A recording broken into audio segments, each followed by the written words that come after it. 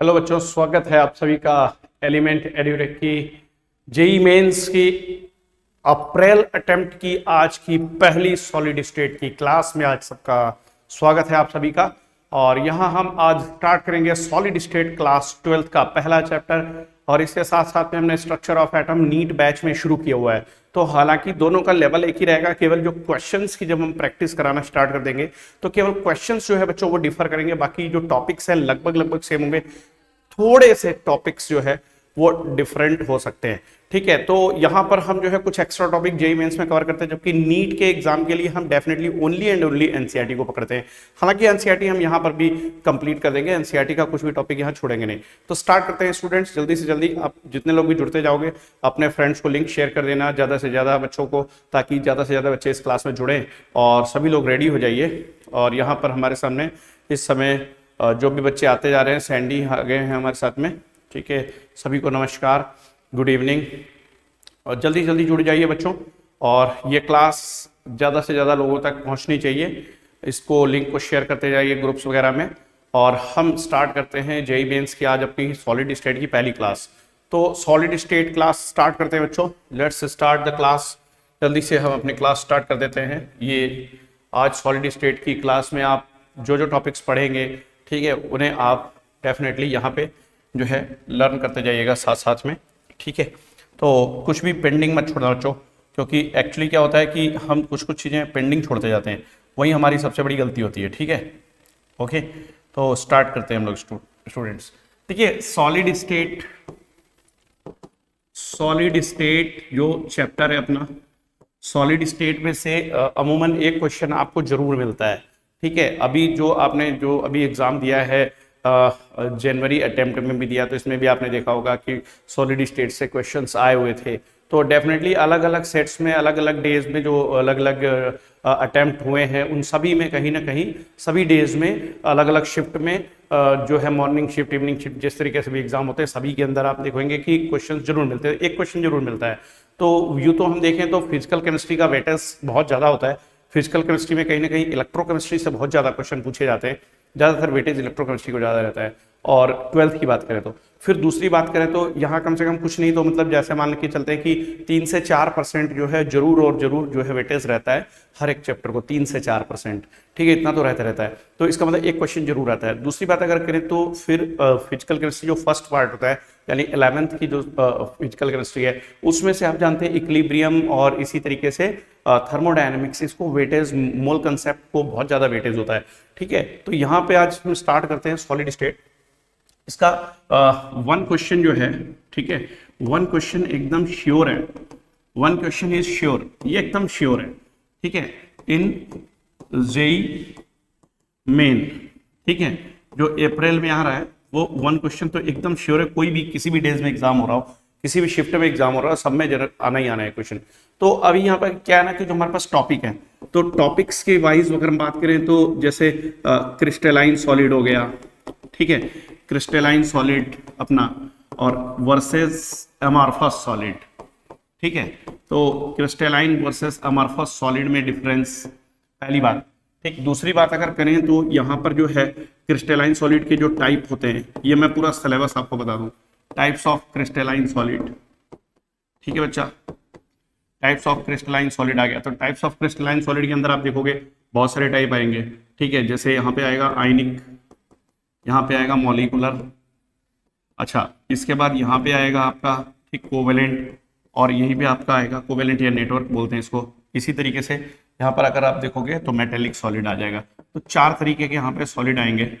अब इनमें जो है हर एक के प्रॉपर्टी होते हैं, सभी के प्रॉपर्टी होते हैं अपने अपने, और सभी में कुछ ना कुछ बॉन्डिंग होती है, कुछ मेल्टिंग पॉइंट, कुछ बॉइलिंग पॉइंट, कुछ के एग्जांपल्स, ठीक, कौन से फोर्स काम करते हैं, कहाँ से क्वेश्चन आते हैं, ये सभी हम पॉइंट डिस्कस करेंगे। आगे देखते हैं अगर, तो फिर यहाँ पे क्या होता है, टाइप्स ऑफ क्रिस्टलाइन सॉलिड की जब बात हो जाती है, इन डिफरेंसेस आप पढ़ देते हैं, तो फिर उसके बाद कहीं ना कहीं यहाँ पर बात आने लगती है कि जो क्रिस्टल होता है वो क्या होता है, और क्रिस्टल लैटिस किसको कहते हैं, ठीक है। क्रिस्टल क्या होता है, क्रिस्टल लैटिस क्या होता है, फिर ये पूछा जाता है। देन इसके बाद में अगर हम बात करें तो चौथा पॉइंट बच्चों हमारा जो आ जाता है, वो आ जाता है कि जो क्रिस्टल लैटिस होते हैं 1D 2D 3D, ठीक है, टाइप ऑफ क्रिस्टल लैटिस होते हैं। तो क्वेश्चन देखिए कहीं से भी बच्चों पूछ सकता है, टाइप्स ऑफ क्रिस्टल लैटिस हो गया, ठीक है, क्रिस्टल लैटिस के टाइप हो गए। अब क्रिस्टल लैटिस में 1D भी है, ठीक है, 2D भी है, 3D भी है, ठीक है, इसमें 2D 3D इनमें से कहीं से भी क्वेश्चन पूछ सकता है। अब इसके बाद ज्यादा वेटेज जो रहता है वो आप तो इतना समझ लीजिए कि इम्परफेक्शन ऑफ सॉलिड से रहता है, ब्रैग्स इक्वेशन रहता है, ठीक है। इसके अलावा अगर मिलर इंडिसेस की बात करें तो इनसे क्वेश्चंस अच्छे बनते हैं, ठीक है। इसके अलावा अगर हम देखें तो पैकिंग की बात करते हैं तो पैकिंग में जो पैकिंग का पैटर्न है, simple cubic close packing, body centred cubic close packing या face centred cubic close packing, इस तरीके की, या hexagonal close packing, packing efficiencies वगैरह, डेंसिटी का सवाल हो गया, ठीक है। जितना भी न्यूमेरिकल पोर्शन होता है हमारा वहां से कहीं ना कहीं से क्वेश्चन आता है। थ्योरी आती है लेकिन उतनी ज्यादा नहीं आती है, ठीक है। जैसे आप देखते हैं ज्यादातर नॉन स्टोइकियोमेट्रिक सॉलिड्स जो होते हैं, इम्परफेक्शन इन सॉलिड्स में, तो इन नॉन स्टोइकियोमेट्रिक्स जो डिफेक्ट होते हैं जैसे Fe 0.98O या Fe 0.93O, इसमें percentage of Fe double plus Fe triple plus वाला क्वेश्चन बहुत पॉपुलर क्वेश्चन है, बहुत पूछा जाता है, अभी आया भी था, ठीक है, ये जनवरी वाले अटेम्प्ट में आया था, ठीक है। तो इस तरीके से ये क्वेश्चन आपको देखने को जरूर मिलेंगे। अब आगे देखते हैं हम लोग, इसमें अगला जो टॉपिक होता है, जैसे हम जानते हैं 1D 2D 3D ये हो गया, क्रिस्टल लैटिस हो गया, इसके बाद यूनिट सेल आएगा, ठीक है। अब यूनिट सेल आएगा, यूनिट सेल के बेसिस पर, यूनिट सेल आप सभी बच्चे जान रहे हो कि, ठीक है, प्रिमिटिव, नॉन प्रिमिटिव, प्रिमिटिव हो गया, इसी तरीके से नॉन प्रिमिटिव हो गया। तो प्रिमिटिव के अंदर आप जानते हैं सिंपल होता है, ठीक है, और जो नॉन प्रिमिटिव आप देख रहे हो, नॉन प्रिमिटिव के आगे, ठीक है, केस में देखोगे तो नॉन प्रिमिटिव में आपको यहाँ पे बॉडी सेंटर्ड, ठीक है, ठीक है, क्यूबिक यूनिट सेल BCC, ठीक है, FCC, ठीक है, इसमें एंड सेंटर्ड या एज सेंटर्ड, ठीक, एंड सेंटर्ड या एज सेंटर्ड, ठीक, इसी तरीके से अलग अलग है, ठीक है। एज एंड सेंटर्ड का मतलब हो गया कि जैसे, ठीक है, कोई एक आप यहाँ पे एक क्यूब ले लो, और एंड सेंटर्ड का मतलब उसको बेस सेंटर्ड भी कहते हैं, कोई दो अपोजिट, ठीक है, जो फेसेस है उसके सेंटर पर भी पार्टिकल है और सभी कॉर्नर पे भी है। और इसके अलावा एज सेंटर्ड होता है, तो एज सेंटर्ड अलग चीज है। एज सेंटर्ड में क्या होता है कि वही दोनों चीजें अलग अलग हैं, ठीक है। जैसे ये एज सेंटर्ड है तो सभी एज के सेंटर पर भी है, और इसके अलावा अगर देखेंगे तो हम, ठीक, सभी कॉर्नर पे भी होगा, ठीक है, FCC BCC ये सभी चीजें। तो इसके बाद अब इनके बेसिस पर जब ये बात हो जाती है कि इतने तरीके के यूनिट सेल होते हैं, तो फिर बात आती है ब्रेविस के स्पेस लैटिस की। तो जो ब्रेविस का स्पेस लैटिस है ना, ठीक है, ये बहुत इंपॉर्टेंट क्वेश्चन है। ब्रेविस के स्पेस लैटिसेस कितने होते हैं, कितने होते हैं? 14 तरीके के होते हैं। अब 14 में कौन कौन सा, ठीक है, किसको बिलोंग करता है, ठीक है, क्योंकि यहाँ पे क्रिस्टल के जो टाइप होते हैं, टाइप ऑफ क्रिस्टल, जैसे टाइप ऑफ क्रिस्टल है, तो टाइप ऑफ क्रिस्टल की भी अगर बात करें तो टाइप ऑफ क्रिस्टल में भी आप देखोगे कि क्रिस्टल 7 टाइप के टोटल होते हैं, है ना। क्यूबिक हो गया, ठीक है, इसी तरीके से आप देखोगे ऑर्थोरोम्बिक हो गया, ठीक है, ये सभी हम डिस्कस करेंगे। इसी तरीके से आप देखोगे तो टेट्रागोनल हो गया, ठीक है, इसी तरीके से देखोगे मोनोक्लिनिक हो गया, ठीक है, ट्राइक्लिनिक हो गया, हेक्सागोनल है, रोम्बोहेड्रल है, ये सब को हम डिस्कस करेंगे, डिटेल में कर लेंगे, बात कर लेंगे, जहां जहां से क्वेश्चन निकल गया था सभी को मैं बताऊंगा आपको। इसके बाद यहाँ पे देखिए ब्रेविस स्पेस लैटिस आएगा, जब ये आ जाएगा तो इसके बाद पैकिंग की बात आने लगेगी, ठीक है। जब पैकिंग की बात आएगी तो पैकिंग एंड पैकिंग इफिशिएंसी, यहाँ से क्वेश्चन बहुत अच्छे आते हैं, ठीक है, ठीक है, इफिशियंसी वाले जो भी क्वेश्चन होते हैं, ठीक है। इसके बाद अगर हम बात करें तो फिर ये पैकिंग एफिशिएंसी, पहले क्या होता था कि जैसे हेक्सागोनल क्लोज पैकिंग वगैरह पे जो क्वेश्चन है 1996 में IITs जब अलग होते थे, अपने लंबे लंबे क्वेश्चन पेपर कराते थे, तो ठीक है, HCP की पैकिंग एफिशिएंसी को प्रूव कराया गया था एक बार कि कैसे जो है 74% जो है ये हेक्सागोनल क्लोज पैकिंग होता है, जरा उसको प्रूव करके दिखाओ, ठीक है। तो ये सारी चीजें इस तरीके के क्वेश्चन है, ठीक है बच्चे। तो अभी पैकिंग एफिशिएंसी एंड पैकिंग की बात हो गया। फिर अगर हम बात करें तो पैकिंग में भी 1D, ठीक है, 2D 3D, ठीक है, ये क्लोज पैकिंग, ठीक है, अलग अलग तरीके की क्लोज पैकिंग्स हो गई, ठीक है। ये सब टोटल आप देख लो कि कितने टॉपिक्स हैं इसके, ताकि जो है आपको कहीं पर भी डाउट नहीं रहना चाहिए। फिर इसके बाद में अगर हम बात करें तो अब जब ये क्रिस्टल से रिलेटेड बात होगी तो क्रिस्टल रिलेटेड जो एक्सटर्नल फीचर होते हैं, ठीक है, एक्सटर्नल फीचर्स अगर हम बात करें तो एक्सटर्नल फीचर्स ऑफ, ठीक है, एक्सटर्नल फीचर्स ऑफ क्रिस्टल की अगर हम बात करें तो इसमें जैसे इसी में आपका आएगा ब्रैग्स इक्वेशन, ठीक है, ब्रैग्स इक्वेशन इसमें आएगा, ठीक है, यानी X ray crystallography, X ray crystallography, Miller indices आएंगे इसमें, ठीक, उससे रिलेटेड। तो अब यहाँ पे जो है ना क्या है कि एक्सरे क्रिस्टलोग्राफी, ठीक है, और इसके अलावा मिलर इंडिसेस, ठीक है। ये थोड़ा सा ये एनसीईआरटी से बाहर का टॉपिक होता है, इससे बातें हालांकि बहुत ज़्यादा उससे क्वेश्चन नहीं अभी आते, ठीक है, लेकिन एडवांस लेवल पे उसका क्वेश्चन तो भाई पूछ सकता है बिल्कुल आराम से। इसके बाद में अगर हम बात करें तो ब्रैग्स इक्वेशन वगैरह ये सारी चीज़ें हुई ना, ठीक। इसके बाद में एक्सटर्नल फीचर के बाद में क्रिस्टल की जब बात होगी, क्लोज पैकिंग हो गई, तो इसके बाद में बात आ जाती है बेटा डेंसिटी की, ठीक है, डेंसिटी। अब जो डेंसिटी है ना, तो डेंसिटी के ऊपर तो न्यूमेरिकल आता ही आता है, ठीक है, डेंसिटी पे न्यूमेरिकल हो गया। अब यहाँ पे एक जब पैकिंग हो गई, डेंसिटी, सब चीज़ के बारे में बात हो गई, तो कुछ थ्योरी के जैसे टॉपिक्स है, जैसे रेडियस रेशियो का न्यूमेरिकल हो गया, है ना। रेडियस रेशियो दिया रहेगा, आपको पूछा जाएगा कौन सी तरीके की पैकिंग हो सकती है, तो रेडियस रेशियो केटायन और एनायन का radius ratio, R cation by R anion, ठीक है, R cation by R anion का रेशियो, इसकी रेंज दी रहेगी, ठीक। उसमें पूछा जाएगा कौन से तरीके का यहाँ पर, ठीक है, ये वाइड है, तो R void by R sphere का बेसिकली ये जो है, ठीक है, R void by R sphere, इसी का ये रेशियो दरअसल है यहाँ पे देखा जाए तो, ठीक है। तो ये सारी चीजें आपको देखनी पड़ेंगी। इसके बाद अगर आप देखेंगे तो फिर इसका अगला जो टॉपिक हमारे यहाँ पे अगर रेडियस रेशियो के बाद अगर हम बात करें तो जैसे पैकिंग किस तरीके की होती है आयनिक क्रिस्टल में, ठीक है ना। तो आयनिक क्रिस्टल्स के जो एग्जांपल्स हैं, ठीक है, आयनिक क्रिस्टल्स से होते हैं, तो आयनिक क्रिस्टल में AB टाइप हो गया, AB2 टाइप हो गया, ठीक है, या A2B टाइप हो गया, ठीक है, इस तरीके के अलग अलग टाइप के क्रिस्टल हो गए, A2B हो गया, AB2 हो गया, या अगर हम देखें तो मान लेते हैं A2B3 टाइप हो गया, Fe2O3 वगैरह हो गया, ठीक है, स्पाइनल, इनवर्स स्पाइनल स्ट्रक्चर, ठीक है, फेराइट्स किसको बोलते हैं, ठीक। देन इसके बाद में अगर हम बात करेंगे तो फिर आगे जो टॉपिक हमारा आएगा, ठीक है, ये जितने भी टॉपिक्स हैं इनमें अगर हम बात करेंगे आगे, तो फिर आयनिक क्रिस्टल्स के एग्जांपल्स देखने के बाद में फिर यहाँ पर आ जाएंगे हम लोग किस पे, ठीक है, इसमें इम्परफेक्शंस पे आ जाएंगे। इम्परफेक्शंस का मतलब क्या होता है बच्चों, इम्परफेक्शंस का मतलब इन क्रिस्टलाइन सॉलिड का मतलब जो इसमें डिफेक्ट्स होते हैं, ठीक है, यानी कि डिफेक्ट्स होते हैं, क्लियर है। ये जो भी सिलेबस है ये आपको पूरी डिटेल मिल जाएगी, कुछ इशू नहीं है, लेकिन फिर भी आज मैं, ठीक है, फॉर्मली आपको जरूर बता दे रहा हूँ, स्टार्टिंग की पहली आज क्लास है, ताकि आप थोड़ा सा जब तक कनेक्ट नहीं हो रहे हो सब लोग मैक्सिमम नंबर में, तब तक ये मैं थोड़ा सा आपको बता दे रहा हूँ, फिर आगे हम लोग स्टार्ट करते हैं। तो imperfection in crystalline solid, defect मतलब कि इसमें डिफेक्ट्स की बात आ जाएगी।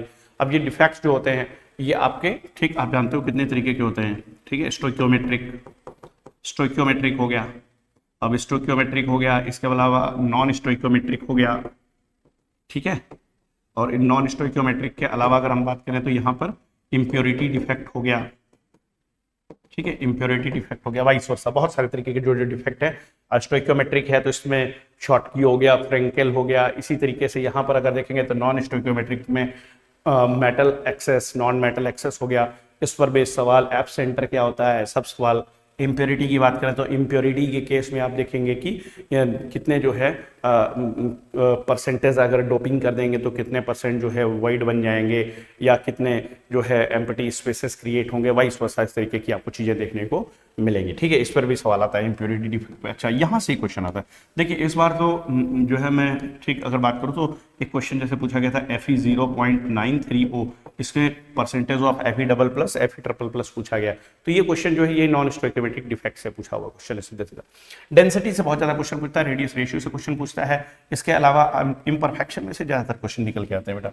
इसके बाद देखें तो ये सब इम्परफेक्शन वगैरह पढ़ने के बाद में फिर आपका जो टॉपिक आ जाता है वो आ जाता है क्या, इलेक्ट्रिकल एंड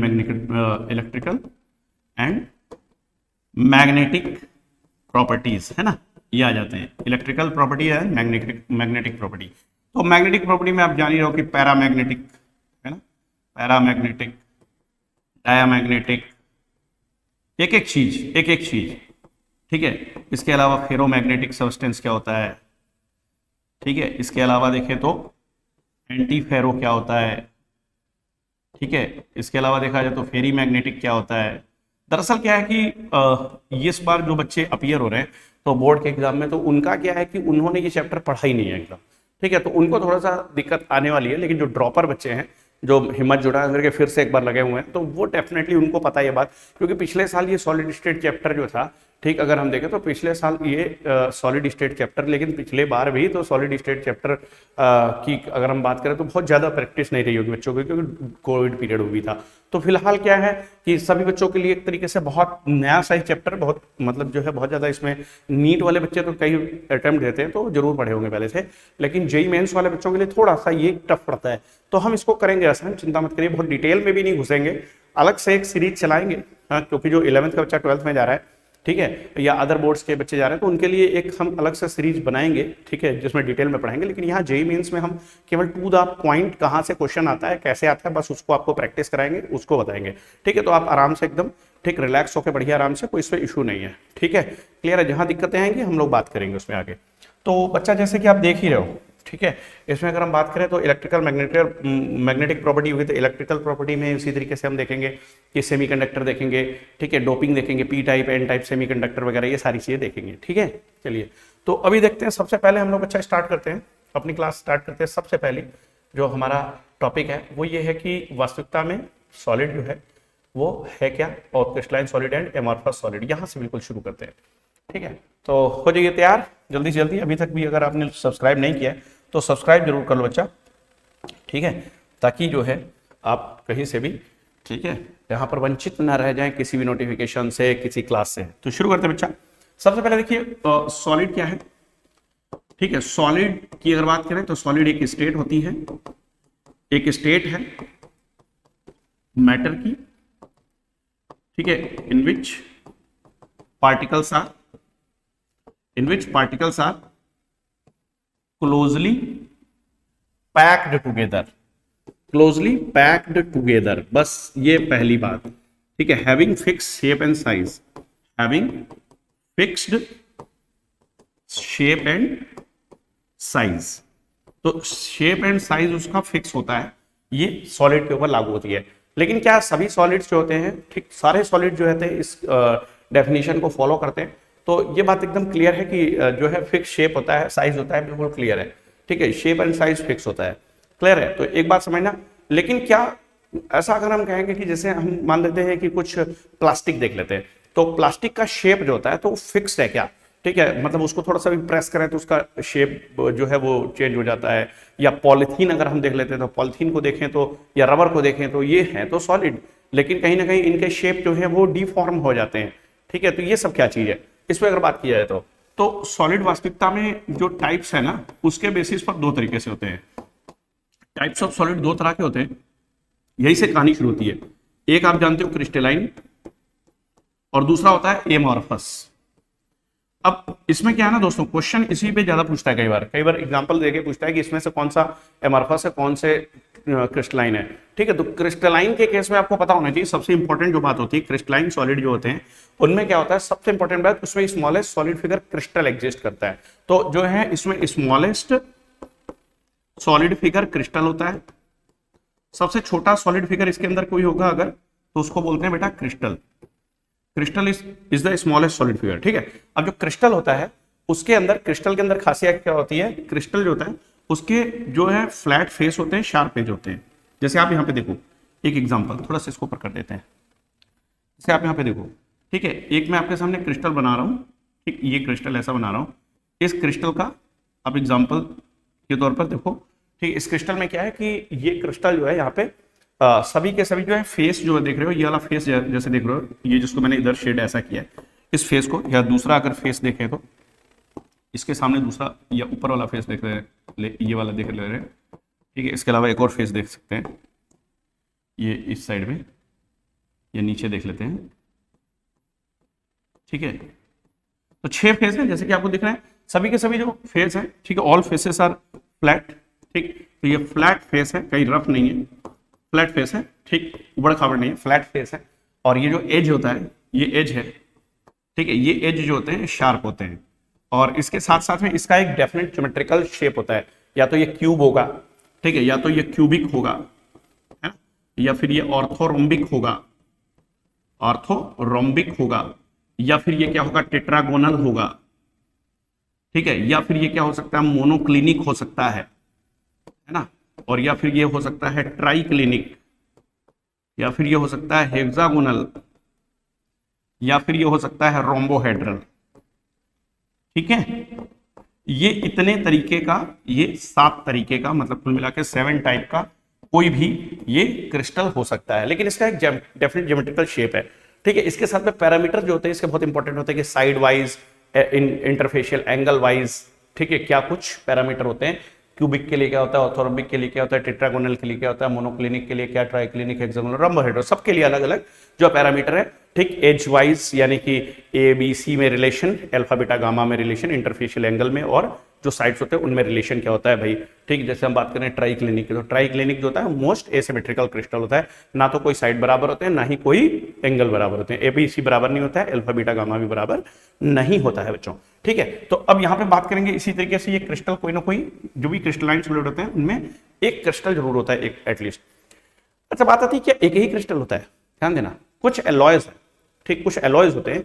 ठीक ठीक है, तो एलॉयज तो बहुत सारे जो है मेटल वगैरह से मिलने से बनते हैं, तो एलॉयज होते हैं वो पॉलीक्रिस्टलाइन सॉलिड होते हैं। ठीक है, ये बात ध्यान रखना, उसमें बहुत ज्यादा, एक से ज्यादा टाइप के क्रिस्टल होंगे। तो स्मॉलेस्ट सॉलिड फिगर होता है क्रिस्टल होता है। अभी क्रिस्टल जो होता है, ठीक है, हो सकता है कि कुछ कुछ सॉलिड माइक्रो क्रिस्टलाइन सॉलिड होता है, जो कॉपर होता है ना, कॉपर की वायर आप देखते हैं, कॉपर की वायर जो होती है वो माइक्रो क्रिस्टलाइन सॉलिड है। वो मतलब उसमें क्या होता है कि वो है तो सॉलिड, लेकिन उसके अंदर क्रिस्टल जो है उसको देखने के लिए माइक्रो क्रिस्टलाइन, ठीक है, लेवल पे जाना पड़ता है, बहुत छोटे लेवल पे जाकर के ही वहां पर क्रिस्टल अलग अलग अलग देखने को जैसे मिलते हैं, तो माइक्रो क्रिस्टलाइन सॉलिड कहते हैं। तो कॉपर क्या है, कॉपर की अगर बात करें तो माइक्रो क्रिस्टलाइन सॉलिड है, याद रखना, माइक्रो क्रिस्टलाइन सॉलिड है। ठीक है, तो ये हो गया। अब इसके बाद बात करें तो क्रिस्टलाइन सॉलिड की खासियत और क्या होती है। क्रिस्टलाइन सॉलिड के अंदर अगर देखा जाए तो फ्लैट फेस है, शार्प एज है, डेफिनेट ज्योमेट्रिकल शेप है। इसके अलावा इसका जो मेल्टिंग पॉइंट होता है वो शार्प होता है, शार्प मेल्टिंग पॉइंट होता है। ठीक, यानी इनका फिक्स मेल्टिंग पॉइंट है, एक डेफिनेट पर्टिकुलर एक डेफिनेट वैल्यू होती है। ऐसा नहीं कि किसी भी टेम्परेचर से किसी टेम्परेचर के रेंज के बीच में ये मेल्ट कर जाए। ठीक है, तो ये हो गया इसका शार्प मेल्टिंग पॉइंट। इसके अलावा अगर देखेंगे तो क्रिस्टलाइन सॉलिड के अंदर और खासियत क्या होती है। क्रिस्टलाइन जो सॉलिड होते हैं बच्चा, क्रिस्टलाइन सॉलिड का एक डेफिनेट क्या होता है, लेटेंट हीट ऑफ फ्यूजन है। मतलब जब उसको आप मेल्ट करवाते हो, हीट करके जब उसको आप मेल्ट करते हो, तो मेल्ट करने पे जब फेज ट्रांसफर हो रहा होता है, यानी सॉलिड से जब लिक्विड बन रहा होता है, तो उस समय पर ग्राम के लिए एक डेफिनेट अमाउंट ऑफ हीट जो है वो अब्जॉर्व करता है, और उस दौरान उसका टेम्परेचर नहीं बदलता है। ये बात ध्यान रखना। तो इसी को बोलते हैं कि उसकी जो लेटेंट हीट है वो डेफिनेट होती है। तो डेफिनेट लेटेंट हीट ऑफ, ठीक है, फ्यूजन होता है इसके पास। ठीक है, क्लियर है। फिर आगे अगर हम बात करें तो डेफिनेट लेटेंट और हीट ऑफ फ्यूजन के बाद अगर बात करें तो यहाँ पे जो पार्टिकल्स जो अरेंज होते हैं, जब पार्टिकल्स आपस में अरेंज होकर के सॉलिड बनाते हैं, तो पार्टिकल्स का डेफिनेट जो है ऑर्डर होता है, और ये ऑर्डर लॉन्ग रेंज होता है। ठीक है, तो लॉन्ग रेंज ऑर्डर होता है, ये बात ध्यान रखना, लॉन्ग रेंज ऑर्डर होगा। ठीक है, इसके बाद अगर बात किया जाए तो डेफिनेट, ठीक है, डेफिनेट ऑर्डर होता है ऑफ अरेंजमेंट। ठीक है, मतलब डेफिनेट ऑर्डर होता है, मतलब जैसे कि कहने का मतलब यूं हो गया, मैं बताता हूं आपको ऐसे। जैसे आप देखेंगे, जैसे आप देखते हो ना, जो बच्चे इसमें रिपीटर बैच के हैं तो वो बच्चे इस बात को अच्छे से समझ जाएंगे, ज्यादा बल्कि समझ जाएंगे। समझिएगा, जैसे ये मान लेते हैं कि सोडियम क्लोराइड है, तो NaCl का क्रिस्टल के अंदर आप जानते ही हो, NaCl क्रिस्टल के अंदर कैसा होता है क्रिस्टल। जो बच्चे क्लास में है, जो रिपीटर बैच का कोई भी बच्चा होगा तो तुरंत बताएगा कि हाँ वो क्या होता है, जानता होगा तो। ठीक है, NaCl का स्ट्रक्चर कैसा होता है। NaCl का जो स्ट्रक्चर है, NaCl ये रॉक साल्ट टाइप बोला जाता है, रॉक साल्ट टाइप।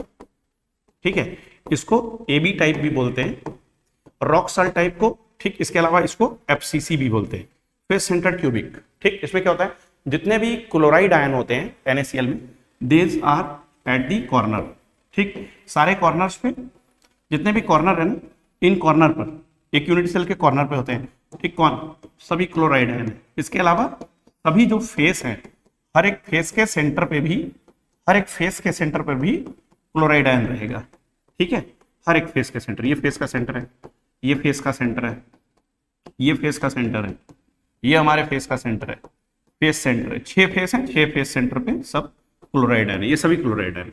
ठीक, फिर अगर देखोगे तो जितने भी हमारे, ठीक है, जितने भी बेटा हमारे यहाँ पे ये हैं, ठीक है, एज सेंटर है, तो एज सेंटर पे सब पे सोडियम आयन है, ये पॉजिटिवली चार्ज आयन है, sodium ion, sodium ion, sodium ion. ठीक है, तो डेफिनेटली मैं यहाँ पे थोड़ा सा लॉन्ग रेंज आर्डर जो है और डेफिनेट ज्योमेट्रिकल अरेंजमेंट जो है, ठीक है, उसको ही मैं थोड़ा सा, ठीक, शो करना चाह रहा हूँ। तो ये जितने भी एज सेंटर होते हैं सब पे सोडियम आयन होता है, ये सब सोडियम आयन है, positively charge ion, sodium ion, sodium ion. ठीक, इसके अलावा और सोडियम आयन कहाँ होता है, इसमें बॉडी के सेंटर पे होता है, तो बॉडी के सेंटर पे भी होता है। तो इस तरीके का जो पैकिंग होती है, अगर इसमें अगर ध्यान से देखें तो देखिए, बहुत ध्यान से देखिएगा, पहले क्लोराइड आयन है, फिर सोडियम, फिर क्लोराइड। अब अगर इधर की बात अगर मैं करूं, इधर अगर एक और मैं यहाँ पर इस तरीके से ले लेता, ठीक है, क्यूब यहाँ पे ले लेता, तो उसमें भी ये यहाँ पे सोडियम आयन, फिर अगर देखें तो यहाँ पे फिर क्लोराइड आयन आ जाता, ठीक है, फिर यहाँ पे क्लोराइड आयन आता। तो देखोगे कि आप एक डेफिनेट ज्योमेट्रिकल, ठीक है, शेप है, साथ साथ में, ठीक है, क्या है, जो लॉन्ग रेंज अरेंजमेंट है और ऑर्डर ऑफ अरेंजमेंट जो है वो रेगुलर है, इरेगुलर नहीं है, रेगुलरिटी है। रेगुलर अरेंजमेंट ऑफ कंस्टिट्यूएंट्स है, लॉन्ग रेंज है, ये बात ध्यान रखना है आपको। ठीक है, बात समझ गए होगे मेरे ख्याल से, इस पर बहुत ज्यादा फिर समय इसको खराब नहीं करते हैं, ठीक है, क्योंकि वैसे भी हमको इसमें जो टॉपिक्स है वो केवल आपको मेन टॉपिक जहां से क्वेश्चन आने हैं, ठीक है, उसी को बताना है, बहुत ज्यादा वक्त बर्बाद नहीं करेंगे। ठीक है, इसमें प्रोडक्टिविटी निकालेंगे जहां से ज्यादा हमारे क्वेश्चंस हो जाए। तो डेफिनेट, ठीक है, क्या है, ऑर्डर ऑफ अरेंजमेंट है, और जो ऑर्डर ऑफ अरेंजमेंट है वो लॉन्ग रेंज है, long range order of arrangement है, ठीक है, ऑफ अरेंजमेंट। और जो अरेंजमेंट है वो रेगुलर है, और अरेंजमेंट जो है उसको बोलते हैं रेगुलर, डेफिनेट मतलब रेगुलर, ठीक, डेफिनेट, ठीक है, order of arrangement of particles हो गया, क्लियर। इसके बाद अगर हम बात करें तो यहां पर इसमें सबसे जो इंपॉर्टेंट बात है कुछ और है, वो क्या है कि जैसे जब इनको कट करते हैं, इनको जब कटिंग किया जाएगा, मतलब मान लेते हैं कि आपको कटिंग टूल से इसको काटना है, तो काटने पे इसका जो क्लीवेज होता है वो क्लीन क्लीवेज होता है, ठीक है, तो यहाँ पे क्लीन क्लीवेज होता है, ये याद रखना, क्लीन क्लीवेज। अब इसको थोड़ा सा जो बच्चे नहीं क्लास पहले पढ़े हैं, जो रिपीटर हैं तो जानते होंगे, लेकिन या क्लास कभी किए हैं सॉलिड स्टेट की तो जानते होंगे। जैसे मान लेते हैं इसको हमको नाइफ से काटना हो, ठीक है, तो हम अगर इसको कट करना चाहेंगे तो इस तरीके से जब यहाँ से कट करेंगे तो ये यहाँ से ये क्लीन क्लीवेज इसका पूरा का पूरा अलग हो जाएगा, ठीक है, ये बिल्कुल अलग डिपार्ट जब होगा, ये इस तरीके से यहाँ से इसको जब हम डिपार्ट करेंगे, ठीक है, यहाँ से इस तरीके से हम डिपार्ट कर देते हैं इसको, चलिए यहाँ से अलग करके दिखाई देते हैं, ये इस तरीके से काटेंगे, जब इसको अलग करेंगे ये इस तरह से ना बच्चा, ठीक है, तो जब इसको अलग करेंगे, ध्यान देना, ये अलग करने पर इस तरीके से ऐसा कटेगा, क्लियरली बात समझ में आ गई होगी, ठीक है, दोनों अलग अलग ये ऐसे पीसेस में कट जाएंगे। जबकि जो अमार्फस सॉलिड होते हैं उसको कट करने पर, जैसे कांच वगैरह, उसको कट करने पर रफ क्लीवेज होता है, क्लीन क्लीवेज नहीं होता, ये बात ध्यान रखना है, ठीक है बच्चा। तो मेरे ख्याल से ये बात आपको बहुत अच्छे से समझ में आ गई होगी, क्लीन क्लीवेज वाली बात समझ में आ गई होगी, ठीक है। इसके बाद डेफिनेट ऑर्डर ऑफ अरेंजमेंट की बात समझ में आ गई होगी। इसके बाद अगर देखेंगे, ठीक है, तो यहाँ पर फिर अगली बात आ रही है नेक्स्ट निकल के कि long range order of arrangement है, definite latent heat of fusion है, शार्प मेल्टिंग पॉइंट है। तो शार्प मेल्टिंग पॉइंट तो हो गया, शार्प मेल्टिंग पॉइंट को एक कर्व से भी दिखाएंगे हम, ठीक, फिर उसके बाद एक कर्व दिखा देंगे। अब कॉपर की बात करें तो माइक्रो क्रिस्टलाइन सॉलिड है, स्मॉलेस्ट सॉलिड फिगर क्रिस्टल किसको बोलते हैं, क्रिस्टल किसको बोलते हैं, स्मॉलेस्ट सॉलिड फिगर हैविंग, ठीक है, definite geometrical shape with flat faces and sharp edges. कुल मिला के क्रिस्टल अपने कितने तरीके के होते हैं, क्रिस्टल 7 तरीके के होते हैं, cubic, orthorhombic, tetragonal, monoclinic, triclinic, hexagonal and rhombohedral, ठीक है। अब इसको हम लोग ऐसे याद कर सकते हैं, कोट में टाई हीरो रखते हैं, है ना, कोट में टाई हीरो रखते हैं, ऐसे इसे सीक्वेंस में याद करेगा तो सही रहेगा, ठीक है। क्यों, उसका रीजन बताता हूं, देखिए ध्यान दीजिएगा, यहां पे क्या मैंने क्या कहा, मैंने कहा कि कोट में टाई हीरो रखते हैं, है ना, ठीक है, रखते हैं, ऐसे करके मैंने इसको लिख दिया।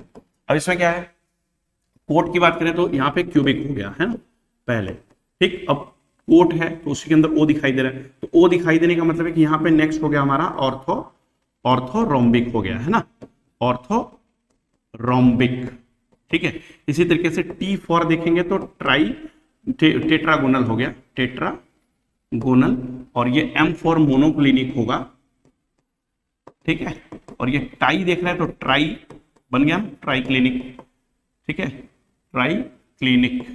इस तरीके से हीरो देखेंगे तो हेक्सागोनल हो जाएगा, और फिर रखते हैं में आर मिल गया तो रोम्बोहेड्रल हो गया, रोम्बोहेड्रल, ठीक है बच्चा।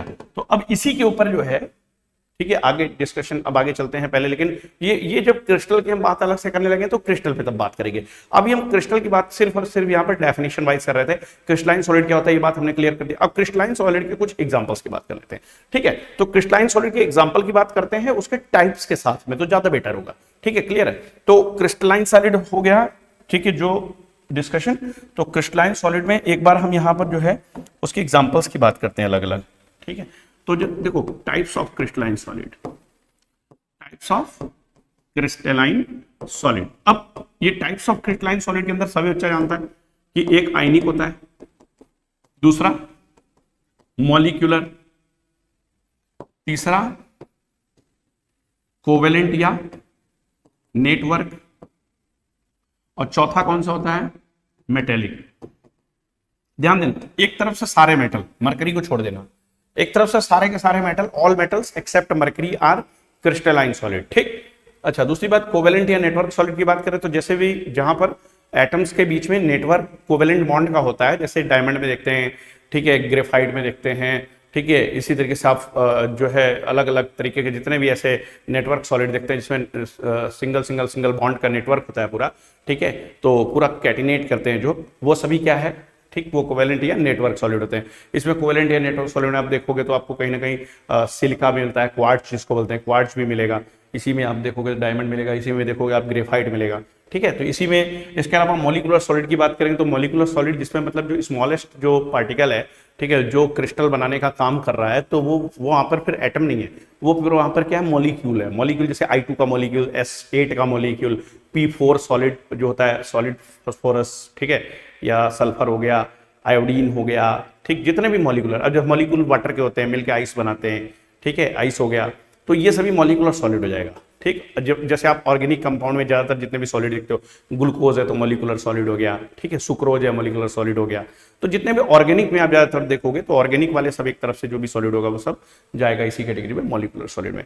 तो मॉलिक्यूलर सॉलिड में थोड़ा सा क्वेश्चन एक ऐसा आता है जो कई बार दिक्कत करता है, जैसे इनर्ट गैसेस है, ठीक है। तो इनर्ट गैसेस जब कोई सॉलिडिफाई होती है तो इनर्ट गैसेस को किस में रखेंगे, क्या आयनिक में रखेंगे, आयनिक तो होता नहीं है, ठीक, क्या कोवेलेंट या नेटवर्क में रखेंगे। अब इनर्ट गैसेस है तो आपस में कोवेलेंट बॉन्ड का नेटवर्क तो करती नहीं है, ठीक है। मेटेलिक सॉलिड वो मेटल है नहीं, तो फिर वो मॉलिक्यूलर सॉलिड में उनको रखते हैं। लेकिन अब दिमाग में आपके क्वेश्चन आएगा अगर मॉलिक्यूल तो बनाता नहीं है, तो वहां पे क्या एटम एटम के बीच में भी जो फोर्स ऑफ इंटरेक्शन है वो, ठीक है, ऐसा होता है कि वो फिर उसको आप इसी कैटेगरी में रखते हैं। तो मैं आपको इसको बताता हूँ, ठीक है, इसको डिटेल में एक एक चीज बता देता हूँ आपको। तो देखिए क्या है कि आयनिक सॉलिड जो होता है ना, या यूं कहें कि इन चारों को जब हमने क्लासीफाई किया तो किस बेसिस पे किया, on the basis of kind of particle, यानी कंस्टिट्यूएंट पार्टिकल क्या है एक चीज, दूसरी बात जो उनके बीच में फोर्स काम कर रहा है वो क्या है, और वो फोर्स स्ट्रॉन्ग है कि वीक है। इसके बाद ये आयनिक, ठीक है, या हो चाहे मेटेलिक हो, ये कंडक्टर है कि नॉन कंडक्टर है, ठीक है, बात समझना इस बात को, यही चीजें पूछता है। तो आयनिक के अंदर जो कंस्टिट्यूएंट है, जो कंस्टिट्यूएंट्स होते हैं, आयनिक सॉलिड्स की बात करें तो आयनिक सॉलिड में कंस्टिट्यूएंट पार्टिकल क्या होता है, अगले पेज पे ले चलते हैं, बिल्कुल अलग अलग, ठीक है, अलग अलग। तो देखिए आयनिक सॉलिड, आयनिक सॉलिड को एकदम अलग से समझ लेना। यहां जो कंस्टिट्यूएंट होता है ना, कंस्टिट्यूएंट क्या होता है, आयंस होते हैं, आयंस होते हैं, और दो होते हैं, एक केटायन होता है और एक एनायन होता है, ठीक है बच्चा।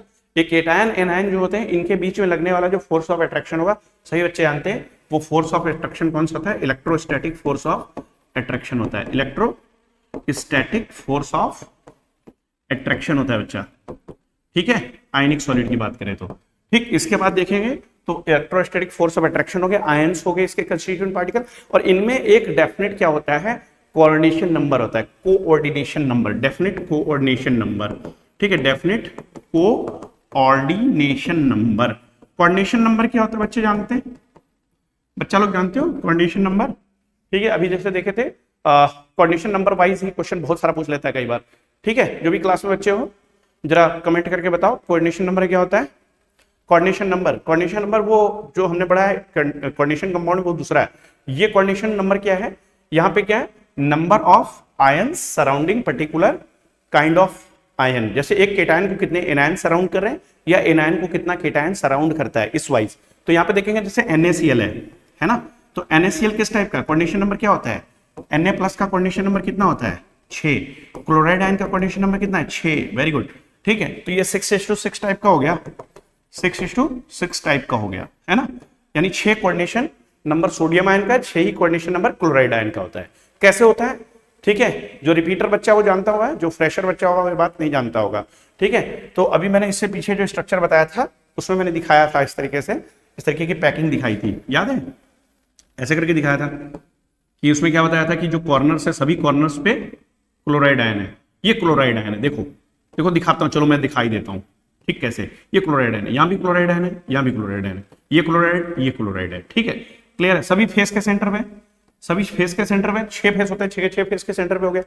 अब जो एक सोडियम आयन है वो बॉडी के सेंटर पे भी है, तो सोडियम आयन को यहाँ पे बॉडी के सेंटर पे बना देते हैं पीले कलर से, ये यहाँ पे सोडियम आयन बना दिया हमने, ठीक। अब तुम देखना सोडियम आयन के साथ कितने क्लोराइड आयन है, तो देखो एक ये फेस सेंटर वाला, फिर सामने फेस सेंटर वाला, फिर एक यहाँ पे देख रहे ये फेस सेंटर, फिर एक देख रहे ये फेस सेंटर, फिर देख रहे एक ऊपर फेस सेंटर, एक देखो नीचे, तो 6 जो है यहाँ देखोगे अगर ध्यान से तो 6 आपको यहाँ पर कहीं ना कहीं मिल रहे हैं ऐसे, ठीक है। यहाँ देखो ध्यान से, देखो यहाँ देखो ध्यान से, ठीक, यहाँ पे 6 कहीं ना कहीं जो है, ठीक, सोडियम आयन को क्लोराइड आयन ठीक सराउंड करके खड़े हैं, एक क्लोराइड आयन, दूसरा क्लोराइड आयन, तीसरा क्लोराइड आयन, चौथा, पांचवा और ये छठा, तो 6 कोऑर्डिनेशन नंबर हो गया। फिर इसी तरीके से अगर देखें तो एक क्लोराइड आयन के कांटेक्ट में कितने सोडियम आयन है, आइए दिखा देता हूं मैं, ठीक है, जरा देखना ध्यान से।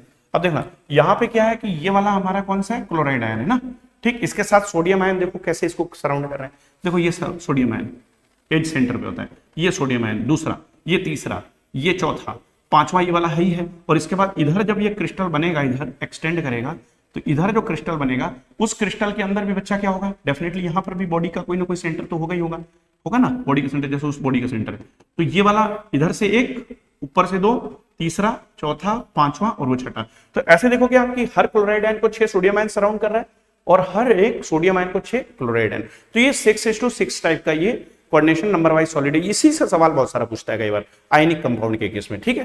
तो मेरे ख्याल से बच्चों को बहुत अच्छे से समझ में आ रही होगी सब बात, ठीक है। ये स्पीड सही है, ये स्पीड सही है, इस स्पीड से ज्यादा पढ़ा है, इस स्पीड से ज्यादा थोड़ा तेज कर दें स्पीड, इतना ही रहने दें, कमेंट करके बताओ, कमेंट करके बताओ जल्दी से देखें बच्चे क्या कहते हैं, स्पीड ज्यादा नहीं ना है, स्पीड ज्यादा नहीं ना है।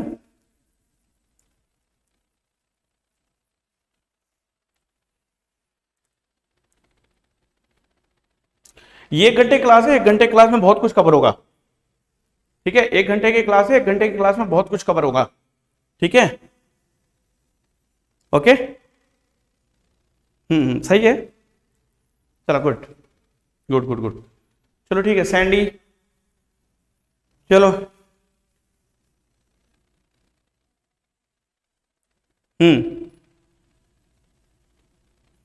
अगर देखो क्या कि रॉकी, ऐसा कहना मैं चाहूंगा तुमको कि इतना भी डिटेल नहीं करना था सर का मतलब ये हो गया कि मतलब डिटेल कहने का मतलब कि जब तक नहीं निकल के आएगा तब तक क्वेश्चन नहीं हो पाता यार, ठीक है, ये तुम्हें पता है, ये तुम जानते हो अल्टीमेटली हमको क्या करना है, क्वेश्चन करना है ना, ठीक है, हो जाएगा, कोई इशू नहीं है, आराम से हो जाएगा, ठीक है, आराम से हो जाएगा, ठीक है। मैं इसलिए कहना चाह रहा हूँ क्योंकि हमने रिपीटर बैच, ठीक है, और फ्रेशर बैच अलग अलग नहीं किया, एक ही में चल रहा है, इसलिए थोड़ा सा प्रॉब्लम होता है उस बच्चे को, जैसे जिसने जो अपीयर हो रहा है इस साल 12th में और साथ साथ में एग्जाम दे रहा है जेई का, तो उसको बहुत समस्या है, वो सॉलिड स्टेट एकदम पढ़ाई नहीं, उसको बिल्कुल भी कुछ भी पता नहीं है, तो फिर कुछ भी पता नहीं है तो उसके लिए ये जो क्लास है ना बिल्कुल फिर एकदम उसके लिए नीरस हो जाएगी, उसको फिर मजा नहीं आएगा एकदम भी, तो थोड़ा थोड़ा सा चलना चाहिए, ठीक है, ठीक है। चलो अब आगे चलते हैं, देखिए इसमें अगर हम बात करें, ठीक है, तो हम बात कर रहे थे आयनिक सॉलिड के अंदर में और कुछ बातों की बात कर लेते हैं।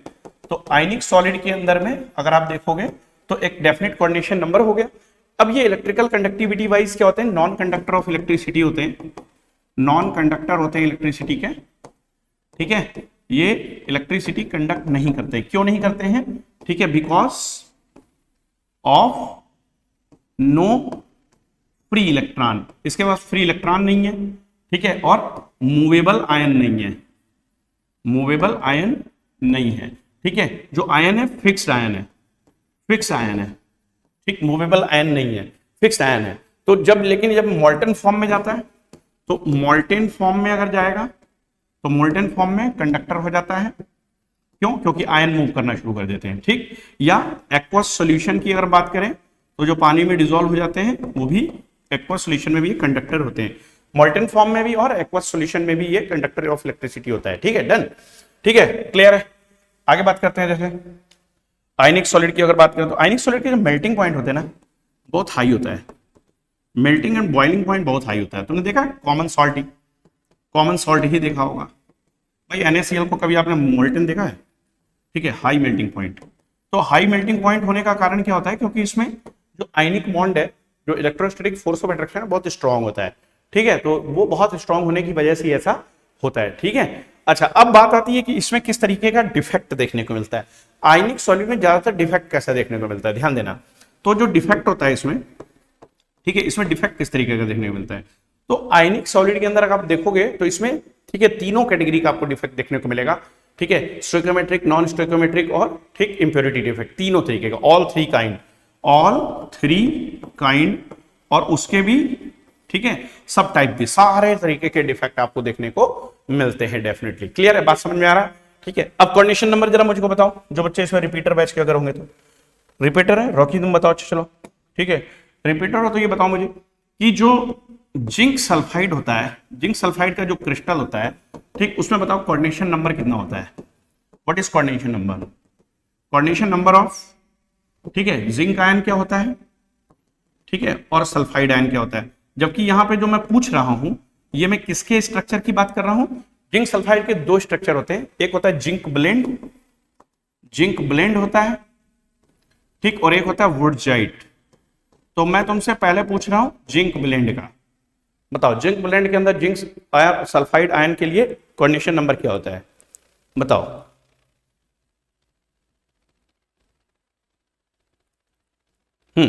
बताओ जल्दी से। तो जिंक ब्लेंड के अंदर अगर देखोगे तो जिंक ब्लेंड के अंदर क्या होगा, जिंक आयन और सल्फाइड आयन का कोऑर्डिनेशन नंबर क्या होना चाहिए? तो ये थोड़ा सा ध्यान देना इस बात पे कि कैसे इसका आंसर निकल के आएगा। यह जो जिंक आयन होता है वो सभी के सभी कौन से वॉइड में होता है, ये आपको पता होनी चाहिए वाली बात ना, है ना। तो जिंक आयन और सल्फाइड आयन का नंबर तो सेम है भाई, जिंक आयन भी 4 है और सल्फाइड आयन भी 4 आएगा। क्यों? क्योंकि एफसीसी पैकिंग हो रही है, ठीक, सल्फाइड आयन की एफसीसी पैकिंग होती है और सल्फाइड आयन एफसीसी पैकिंग होगा तो पर यूनिट सेल 4 ही पार्टिकल आएगा। जब 4 पार्टिकल आएगा तो 4 ही जिंक आयन होना चाहिए। अब जिंक आयन अगर 4 है तो फिर 4 ही जिंक आयन का मतलब ये होता है कि अब यहाँ पे इसका जो साइज होता है जिंक आयन का, ऐसा होता है कि ये टेट्राहेड्रल वॉइड के अंदर पाया जाता है। टेट्राहेड्रल वॉइड 8 होते हैं, ठीक है, वो कहाँ कहाँ होते हैं? बॉडी डायगोनल पे होते हैं, हर बॉडी डायगोनल पे 2 होता है, ठीक है। तो ये अल्टरनेट टेट्राहेड्रल वॉइड पे होते हैं, अल्टरनेट टेट्राहेड्रल वॉइड पे होंगे जिंक सल्फाइड में। तो यहाँ पे हर एक टेट्राहेड्रल वॉइड जो होता है उसको 4 स्फीयर जो है सराउंड करता है, ठीक है, 4 स्फीयर ही तो सराउंड करता है। टेट्राहेड्रल वॉइड किसको बोलते हैं? टेट्राहेड्रल वॉइड इसी को बोलते हैं। देखो ध्यान से, तो ये टेट्राहेड्रल वॉइड है हमारा ऐसा। इस टेट्राहेड्रल वॉइड के अंदर 4 सल्फाइड आयन है, उसके अंदर में एक पड़ा हुआ होगा जिंक आयन, ठीक है, क्लियर है। अच्छा, अब जो जिंक आयन है उसके चारों तरफ से तो 4 सल्फाइड घेर के बैठा है और हर एक सल्फाइड के कांटेक्ट में कितने जो है, ठीक है, होंगे जिंक आयन, ठीक है, जिंक आयन कितने होंगे हर एक सल्फाइड आयन के कांटेक्ट में, ये भी बात ध्यान देना। तो अब यहाँ पे देखते हैं क्या कि हर एक जो है, जो आपका बॉडी डायगोनल पे एक एक टेट्राहेड्रल वॉइड देख रहे हो उसके कांटेक्ट में कितना है, मतलब जो है सल्फाइड आयन, तो आपको देख ही चुके हो 4 होता है। लेकिन हर एक कॉर्नर के कांटेक्ट में ऐसे 8 बॉडी डायगोनल होते हैं, लेकिन 8 बॉडी डायगोनल होंगे हर एक कॉर्नर के कांटेक्ट में, 8 होंगे ना, 8 यूनिट सेल शेयर करता है एक कॉर्नर का पार्टिकल, ठीक है। तो 8 बॉडी डायगोनल होंगे और 8 बॉडी डायगोनल में 8 के 8 तो ऑक्यूपाइड होंगे नहीं, अल्टरनेट है, तो इसका मतलब वहां पर भी वो 4 ही आएगा कोऑर्डिनेशन नंबर उसका भी, ठीक है। तो ये आना चाहिए, 4 ही आना चाहिए। क्यों? क्योंकि अल्टरनेट ऑक्यूपाइड है ना, बात समझ में आ रहा है कि नहीं? तो ये चीज है, यहां बात ध्यान देना, ठीक है, क्लियर है, ये सब चीजें। तो आगे देखते हैं, ठीक है, आगे देखते हैं जिंक ब्लेंड के, ठीक, एक ये हो गया। दूसरा एचसीपी पैकिंग जब होगी तो वुडजाइट में एचसीपी पैकिंग होती है, ठीक, हेक्सागोनल क्यूबिक क्लोज पैकिंग होती है। ये सारी चीजें हम बात करेंगे वन बाय वन। लेकिन अभी सबसे पहले हम बात कर रहे हैं आयनिक सॉलिड के अंदर के केस की बात कर रहे हैं। तो सारे आयनिक कंपाउंड एक तरफ से आयनिक सॉलिड होता है, ठीक, सारे आयनिक कंपाउंड आयनिक सॉलिड होता है, ठीक है, all ionic compounds are ionic solid. अब चलते हैं आगे, ठीक है, आगे चलते हैं और हम दूसरा बात करते हैं किसका, आयनिक सॉलिड के बाद में नेक्स्ट बात करते हैं मॉलिक्यूलर सॉलिड की, ठीक है। मॉलिक्यूलर सॉलिड जो होता है, मॉलिक्यूलर सॉलिड क्या होता है बच्चा, ध्यान से देखना। तो मॉलिक्यूलर सॉलिड क्या होता है हमारा? मॉलिक्यूलर सॉलिड बेसिकली ऐसे सॉलिड होते हैं जिसमें जो कंस्टिट्यूएंट होते हैं, जो कंस्टिट्यूएंट हैं वो क्या होते हैं? या तो होते हैं एटम या होते हैं मॉलिक्यूल, ठीक है, एटम या मॉलिक्यूल। एटम किस केस में होते हैं? In case of inert gas, जब इनर्ट गैस सॉलिडिफाई होते हैं, ठीक है, जब इनर्ट गैस सॉलिड होते हैं तो फिर उस कंडीशन में आपको एटम मिलेगा कंस्टिट्यूएंट, ठीक है। अच्छा, मॉलिक्यूल अगर होंगे, ठीक, तो मॉलिक्यूल के केस में दो तरीके के मॉलिक्यूल होते हैं, एक होता है पोलर और एक होता है नॉन पोलर मॉलिक्यूलर सॉलिड। ध्यान देना, तो पोलर मॉलिक्यूलर सॉलिड और नॉन पोलर मॉलिक्यूलर सॉलिड दो तरीके के मॉलिक्यूल होंगे, पोलर मॉलिक्यूल या नॉन पोलर। अब यहाँ पे जो फोर्स ऑफ अट्रैक्शन लगता है वो बहुत क्लियर है कि एटम्स के बीच में कौन सा फोर्स ऑफ अट्रैक्शन लग सकता है भाई। यहाँ आप जानते हैं डिस्पर्जन फोर्स या लंडन फोर्स लगता है, ठीक है, तो इसको क्या बोलते हैं? लंडन फोर्स या, ठीक है, ठीक, या क्या बोलते हैं? डिस्पर्जन फोर्स, ठीक है। ये वीक वंडरवाल फोर्स है, वंडरवाल फोर्स में सबसे वीक यही होता है, ठीक है, सबसे वीक वंडरवाल फोर्स है। चार वंडरवाल फोर्स होते हैं, कौन कौन से होते हैं? ठीक है, सबसे पहला डाइपोल डाइपोल इंटरेक्शन होता है, दूसरा डाइपोल इंड्यूस डाइपोल होता है, तीसरा induce dipole and instantaneous dipole जिसको कि लंडन या डिस्पर्जन फोर्स कहते हैं, चौथा होता है हाइड्रोजन बॉन्डिंग, ठीक है। तो अब यहाँ पे पहला जो है एटम्स इनर्ट गैस के होते हैं जब आपस में बहुत वीक वंडरवाल फोर्सेस से, ठीक है, बाइंड होकर के और फिर किसी सॉलिड को बनाते हैं, जैसे हीलियम, नियान, आर्गन, क्रिप्टन, जिनान, रेडान, कोई भी अगर सॉलिडिफाई होगी गैस, बहुत ठंडा करने में पहले लिक्विड, ठीक, फिर लिक्विड के बाद में सॉलिड बनेगी। तो अब यहाँ पे मॉलिक्यूलर सॉलिड कुछ पोलर कुछ नॉन पोलर है। अब पोलर मॉलिक्यूलर सॉलिड की अगर हम बात करें तो पोलर के केस में, ठीक है, क्या होगा?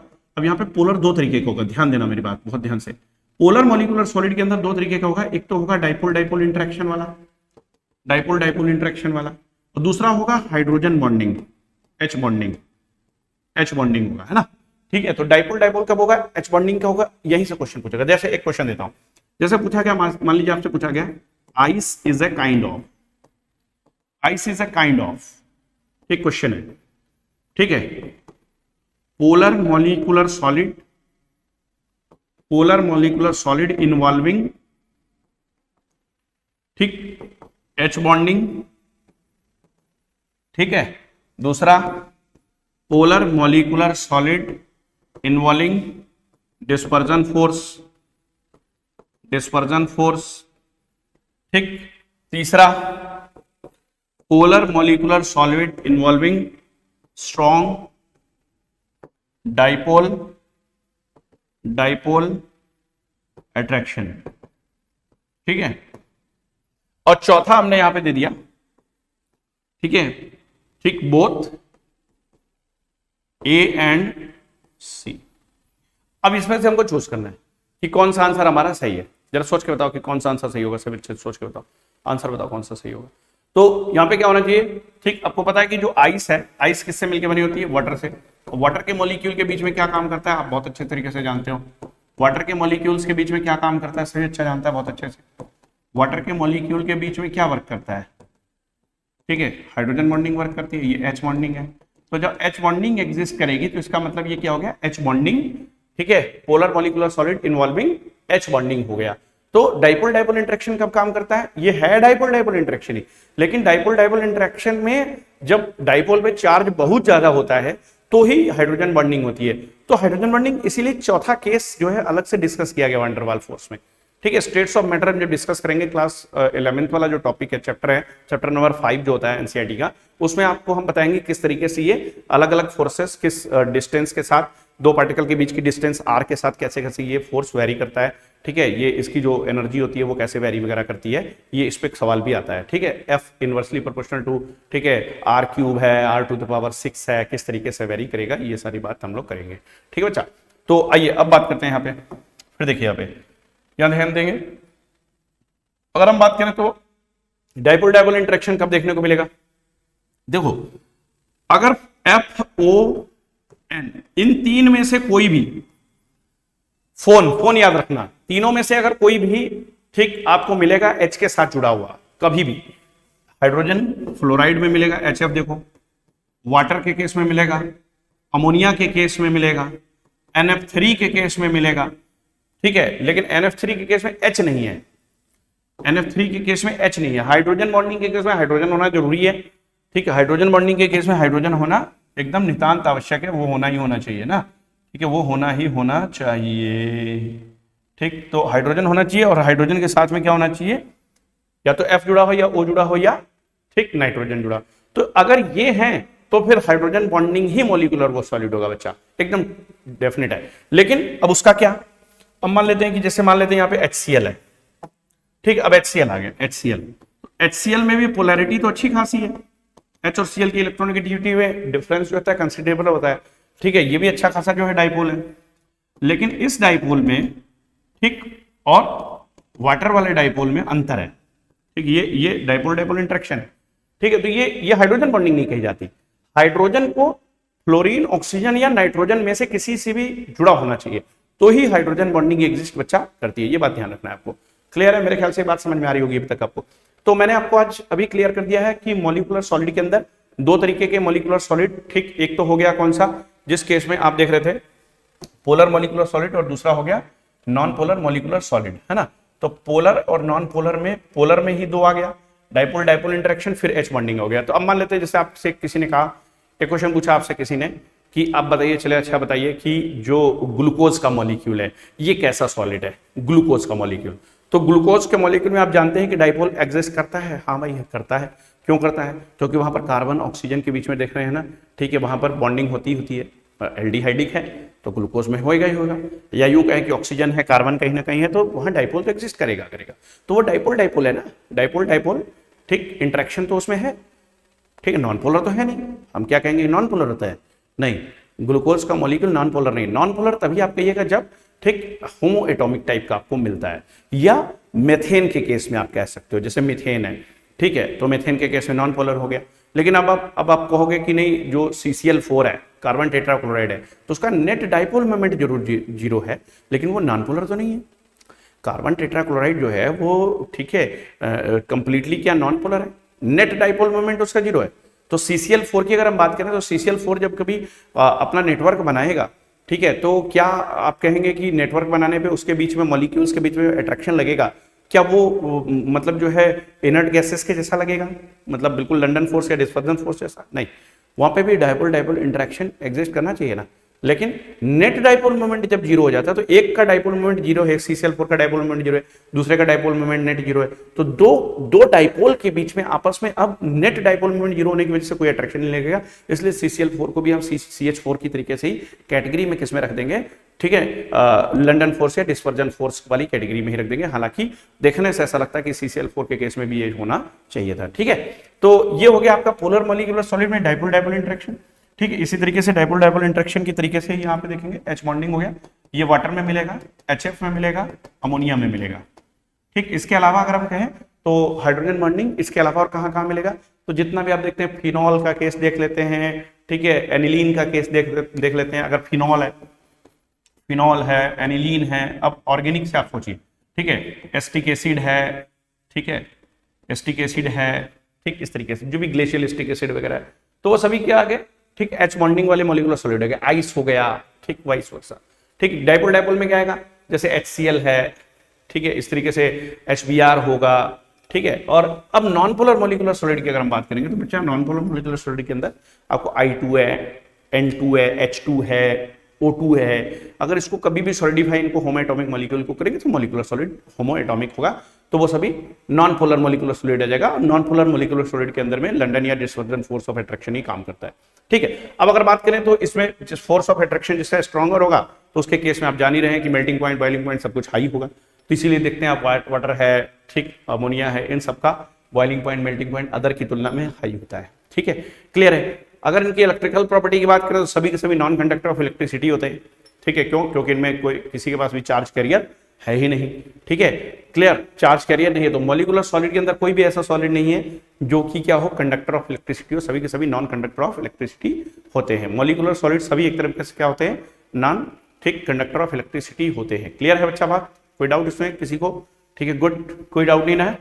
अब जैसे मान लेते हैं कि पूछा गया सॉलिड सिलेन, एक क्वेश्चन पूछा गया, बहुत अच्छा है, सॉलिड सिलेन, सॉलिड सिलेन, सॉलिड सिलेन क्या है, ये नेफ्थलीन की बॉल क्या है, सॉलिड सिलेन, नेफ्थलीन बॉल, ये सब कैसा है, ये, ठीक, मॉलिक्यूलर सॉलिड है आपका ना, ठीक, ये सभी मॉलिक्यूलर सॉलिड होते हैं, ठीक है। सॉलिड सिलेन किसको बोलते हैं, जैसे एल्केन देखते हैं वैसे ही सिलेन नाम है, बोरेन्स, सिलेन्स, तो बोरेन है, मान लेते डाइबोरेन है, और वो सॉलिडिफाई कर दिया जाए डाइबोरेन को, B2H6 को, तो वो सॉलिडिफाई होगा तो कैसा होगा, मॉलिक्यूलर सॉलिड होगा। ठीक है, और वो भी क्या है, वहां पर भी अगर देखेंगे तो बी और एच के बीच में, ठीक है, कहीं ना कहीं डाइपोल सेट होता है। लेकिन क्या डाइबोरेन पूरी तरीके से नॉन पोलर है? तो आंसर है वो नॉन पोलर तो बन ही जाएगा। क्यों? क्योंकि BH3 जो होता है उसमें अगर आप देखोगे तो वहां पर भी, ठीक है, एक तरीके से ट्रायगोनल प्लानर उसकी ज्योमेट्री आती है, और वो एक तरीके से, ठीक है, ट्रायगोनल प्लानर जो ज्योमेट्री आएगी तो डेफिनेटली वो सभी कैंसिल कर देंगे एक दूसरे के डाइपोल मोमेंट, अगर कुछ भी होंगे भी तो फिर उस तरीके से वो भी एक तरीके से नॉन पोलर हो जाएगा, तो लंदन या डिस्पर्जन फोर्स आ जाएगा। ठीक है, क्लियर है? अच्छा, तो सी हो गया, SI हो गया, बी हो गया, ये जब भी H के साथ जुड़े तो इलेक्ट्रोनेगेटिविटी में डिफरेंस बहुत कम है, ऑलमोस्ट नॉन पोलर है, इसलिए इसको भी नॉन पोलर मोलिकुलर सॉलिड के केस में रख दिया जाएगा। ठीक है, इनर्ट गैस वाला एग्जांपल जरूर याद रखना दोस्तों, क्योंकि वो दिक्कत कर सकता है आपको, ये बात ध्यान रखना हमेशा। ठीक है, क्लियर है? चलिए आगे चलते हैं और नेक्स्ट बात करते हैं अगले, ठीक है, सॉलिड की, जो कि हमारा कोवेलेंट या नेटवर्क सॉलिड है। कोवेलेंट या नेटवर्क सॉलिड। अब कोवेलेंट या नेटवर्क सॉलिड की अगर हम बात करें तो कोवेलेंट या नेटवर्क सॉलिड सभी अच्छे जानते हैं, दो तरीके के होते हैं, एक 2D नेटवर्क होता है और दूसरा होता है 3D नेटवर्क, 2D या 3D। तो 2D नेटवर्क सॉलिड की अगर बात करेंगे तो network of covalent bond extend होता है 2 डायमेंशन में, और इसमें सबसे इंपॉर्टेंट जो मिलता है वो मिलता है हमको ग्रेफाइट। इसमें मिलता है कौन सा? ग्रेफाइट। ठीक है, और इसमें 3D में क्या मिलता है? डायमंड। 3D नेटवर्क सॉलिड में क्या मिलता है? डायमंड मिलता है। ठीक है, और इसमें मिलता है ग्रेफाइट। ठीक है, क्लियर? अब डायमंड ग्रेफाइट के स्ट्रक्चर की बात करेंगे तो आपको बताइए कि डायमंड के अंदर कैसा होता है। इस तरीके से एक एटम के साथ 4 एटम इस तरीके से आगे पूरा टेट्राहेड्रली जुड़ते चले जाते हैं, ऐसा नेटवर्क पूरा एक्सटेंड ये करता चला जाएगा। ठीक है ना, बात समझ में आ रहा है? तो इस तरीके से एक्सटेंड करता जाएगा 3 डायमेंशन में। ये हार्डेस्ट नॉन सब्सटेंस है क्या? हार्डेस्ट नॉन सब्सटेंस है। हार्डनेस से मतलब क्या है? ठीक, हार्डनेस का मतलब क्या होता है कि अगर इसको किसी के साथ अगर रब करते हैं तो ये उस पे स्क्रैच काज कर देगा, इस पे स्क्रैच नहीं आता। इसलिए आप देखते हैं कभी भी, ठीक, डायल वगैरह होते हैं घड़ियों के जो डायमंड के बने होते हैं, तो अगर उसमें कुछ भी खरोंच लग जाए, खरोंच लग नहीं जाए मतलब खरोंच आने की जब संभावना हो कहीं पे, ठीक है, रगड़ खा गया तो स्क्रैच उस पर नहीं आता, डायमंड पे स्क्रैच नहीं आता। कॉन्क्रीट से भी आप टकरा जाइए नहीं आएगा। ठीक है, डायमंड से ज्यादा हार्ड कुछ नहीं है, हार्डेस्ट नॉन सब्सटेंस है। ठीक है, तो इसलिए हार्डेस्ट नॉन सब्सटेंस होता है, नॉन कंडक्टर ऑफ इलेक्ट्रिसिटी होता है, जानते ही आप। ठीक, नॉन कंडक्टर है, ठीक, ऑफ इलेक्ट्रिसिटी है, नॉन कंडक्टर ऑफ इलेक्ट्रिसिटी होती है। ठीक है, क्लियर है? अब ग्रेफाइट जो होता है वो क्या होता है? 2 डायमेंशन में इसका नेटवर्क इस तरीके से फैला होता है, ये इसका नेटवर्क 2 डायमेंशनल होता है इस तरीके से, और एक लेयर जो होती है दूसरी लेयर के ऊपर क्या कर सकती है? स्लाइड कर सकती है। सब आप जानते हो, पी ब्लॉक में भी हम पढ़ाएंगे, 11th की पी ब्लॉक जब पढ़ाएंगे कार्बन, ठीक है, तो कार्बन में बताएंगे। तो इस तरीके से weak van der Waals forces of attraction एक दूसरे के बीच में यहाँ पे काम कर रहे हैं, जिसकी वजह से क्या होता है, ये एक लेयर दूसरी के ऊपर, ठीक है, स्लाइड कर सकती है। तो ये weak van der Waals forces यहाँ पे वर्क कर रहे हैं बच्चों, ये इस तरीके से। क्लियर है? क्लियर है बच्चा एकदम? ठीक है, तो ये weak van der Waals forces है। अब यहाँ पे जो बॉन्ड लेंथ होती है, ये वाला जो बॉन्ड है, ये वाला जो बॉन्ड है, ठीक, ये वीक वैन डर वाल है। ठीक है, और ये जो है ये स्ट्रॉन्ग कोवेलेंट बॉन्ड है, स्ट्रॉन्ग कोवेलेंट बॉन्ड है।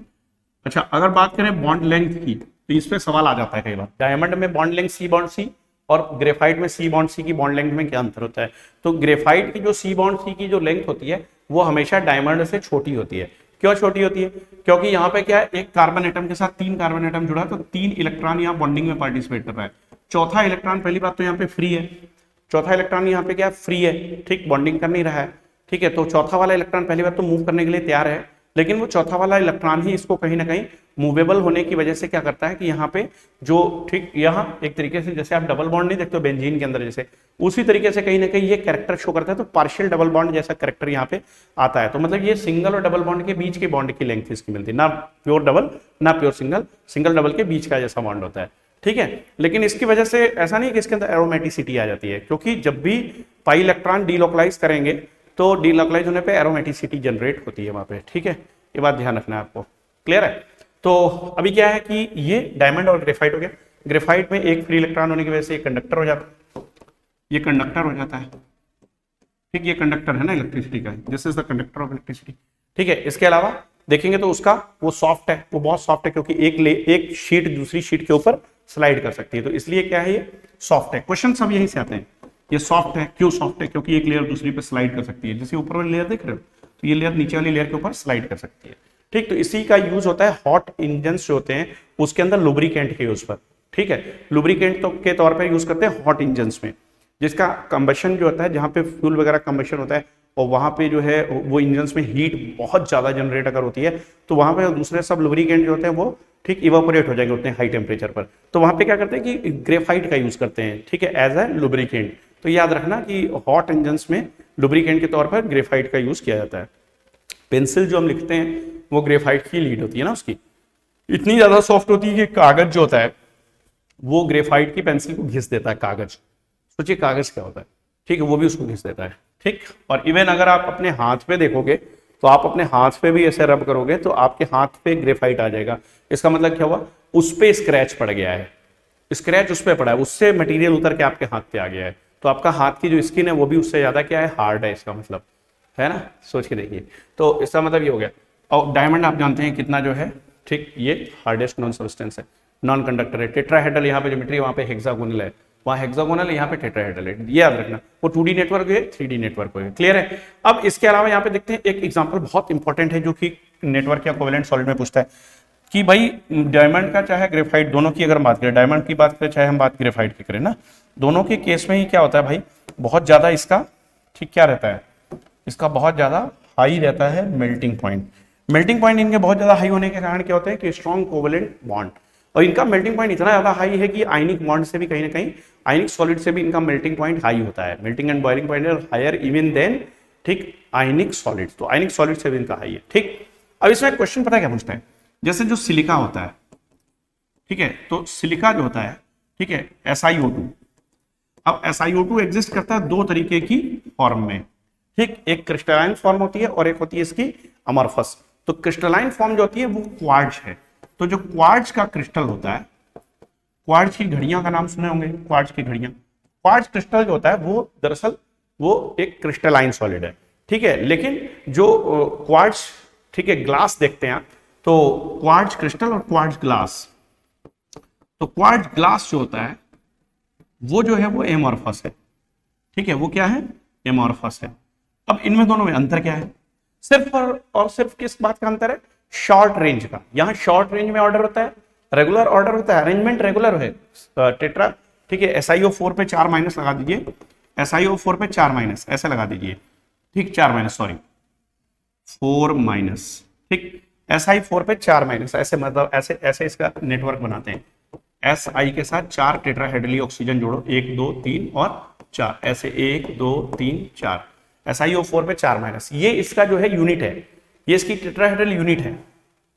ये देखोगे ना आप तो ये इसकी टेट्राहेड्रल क्या है, ये यूनिट है, SiO4 पे 4 माइनस। ये टेट्राहेड्रल यूनिट जो होती है ये अगर, ठीक है, 3 डायमेंशन में ये होता है, 3D नेटवर्क की सॉलिड है। ये अगर regular and long range arrangement है तो फिर ये क्वार्ट्ज बना देता है, क्या, क्वार्ट्ज क्रिस्टल बनाता है, ठीक है। लेकिन अगर ये क्या है, एमॉर्फस है, तो इसका मतलब इसमें जो अरेंजमेंट है वो रेगुलर है, लेकिन उसका रेंज जो है वो लॉन्ग नहीं है, थोड़ी थोड़ी देर के बाद में कुछ और, ठीक है, हो जाएगा, ठीक है। तो इस तरीके से ये क्वार्ट्ज ग्लास जो होगा वो एमॉर्फस होता है, ठीक है। अब एक चीज इसमें खास बात यही पूछता है कि क्वार्ट्ज ग्लास क्या है, क्वार्ट्ज क्रिस्टल क्या है। तो क्वार्ट्ज क्रिस्टल क्रिस्टलाइन है और ये क्वार्ट्ज ग्लास जो है एमॉर्फस है। ये किसका नेटवर्क होता है, SiO4 के ऊपर 4 माइनस टेट्रा जो है टेट्राहेड्रल सिलिकेट आयन जो होते हैं, यही जो है आपके, ठीक, इसको बनाते हैं। क्लियर, क्लियर बच्चा, एकदम समझ में आ रहा, बढ़िया चल रही क्लास, एकदम फुल ऑन, बढ़िया बढ़िया बढ़िया। 63 मिनट का क्लास हो गया बेटा, अगला क्लास का टाइम हो गया है, तो आज की क्लास में हम यहीं तक रखेंगे बच्चों, ठीक है। अगला नीट योद्धा बैच का क्लास स्ट्रक्चर ऑफ एटम शुरू करने का टाइम हो गया, थोड़ा सा ये क्लास लेट हो गया, 8 मिनट ऊपर चला गया है, ठीक है, तो कोई इसका इशू नहीं है, अच्छी बात है, ठीक है। नीट योद्धा बैच वाले अगर बच्चे कहीं देख रहे हो, वेट कर रहे हो, तो वो वेट, ठीक है, उनका पूरा होने जा रहा है, ठीक है। वेटिंग का टाइम जो है अब आपको और ज्यादा वेट नहीं करना पड़ेगा, और जल्दी से जल्दी स्ट्रक्चर ऑफ एटम शुरू करें। जो बच्चा यहाँ पे जेईई मेंस का पढ़ना चाहता है structure of atom, they are also welcome, वो भी वहां पे पढ़ सकते हैं, कोई दिक्कत नहीं, कोई इशू नहीं है, ठीक है। तो चलिए उसमें चलते हैं, जल्दी से जल्दी वापस, ठीक, स्ट्रक्चर ऑफ एटम करते हैं शुरू। तो आप पढ़ते रहिए, खूब सारा पढ़ाई करते रहिए, आज के क्लास से हमने शुरू कर दिया, तो इसके बाद में इसी तरीके मैं कंप्लीट कर दूंगा सिलेबस, ये मुझ पे छोड़ो, ठीक है। अभी बिगनिंग है, शुरुआत में मैं अपने बच्चों को थोड़ा सा अपने साथ, ठीक, कॉम्पेटेबल बना रहा हूँ। मेरे अदर लेक्चर्स आपने देखे, सारी क्लासेस देखी, उसमें पढ़ाने का तरीका अलग है, ये थोड़ा सा डिफरेंट है। अभी स्पीड छोड़ी थी मैं, इसमें बढ़ाऊंगा, जो मेरी अपनी रियल स्पीड है पढ़ाने की वो थोड़ी सी इससे भी कहीं ज़्यादा तेज है, लेकिन मैं उस पर आपको लाऊंगा और बहुत जल्दी हम सिलेबस वगैरह खत्म कर लेंगे, क्वेश्चंस करेंगे, कोई दिक्कत नहीं। आज पहला दिन था तो हमने यहाँ पर केवल और केवल कोवेलेंट या नेटवर्क सॉलिड तक डिस्कशन बच्चा किया है। आगे नीट योद्धा बैच में चलते हैं, स्ट्रक्चर ऑफ एटम शुरू करना है अभी।